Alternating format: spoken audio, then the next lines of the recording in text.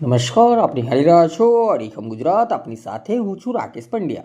મહીસાગર જિલ્લાના લુણાવાડા ખાતેની મહેરબાન સેશન્સ કોર્ટ દ્વારા નલ સે જલ યોજનામાં કરોડો રૂપિયાના ભ્રષ્ટાચાર અને આર્થિક ગેરરીતિના ગુનામાં સંડોવાયેલા આરોપી આસિસ્ટન્ટ મેનેજર મૌલેશ વિરેન્દ્રભાઈ હિંગુની નિયમિત જામીન અરજી નામંજૂર કરવામાં આવી છે.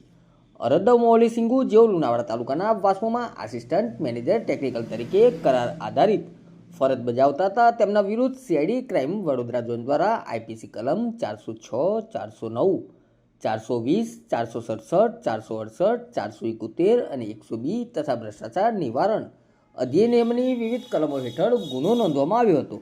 આરોપી ઉપર આક્ષેપ છે કે તેમણે અન્ય આરોપીઓ અને એજન્સીઓ સાથે મળીને લુણાવાડા તાલુકાના આશરે 187 થી 244 જેટલા ગામોમાં કામગીરી કર્યા વગર અથવા અધૂરી કામગીરીએ ખોટા બિલો બનાવ્યા, ખોટા પાઇપ ટેસ્ટિંગ રિપોર્ટ્સ અને મટીરિયલ ટેસ્ટિંગ રિપોર્ટ્સના આધારે નાણાંની ઉચાપત કરી, સરકારી ધારાધોરણો મુજબ પાઇપલાઇન ન નાખીને અને હલકી ગુણવત્તાનો સામાન વાપરીને જાહેર જનતાના નાણાંનો દુરુપયોગ કર્યો, એજન્સીઓ પાસેથી 1% થી 2% લેખે કમિશન મેળવી આર્થિક ગેરરીતિ આચરી.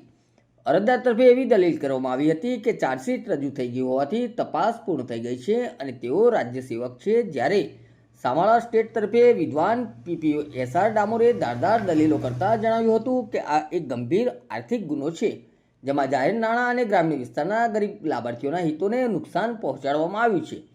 સેશન જજ એમ.એન. ગડકરીએ બંને પક્ષોની દલીલો અને નામદાર સુપ્રીમ કોર્ટના વિવિધ ચુકાદાઓ જેમ કે સંજય ચંદ્રા વિદ્વાન સીબીઆઈ અને નિમ્માગડા પ્રસાદ વિદ્વાન સીબીઆઈને ધ્યાને લેતા કોર્ટે અવલોકન કર્યું કે આરોપીઓએ પોતાની ફરજ નિષ્ઠાપૂર્વક બજાવવાને બદલે અંગત નફા માટે રાષ્ટ્રીય હિતને નુકસાન કર્યું છે.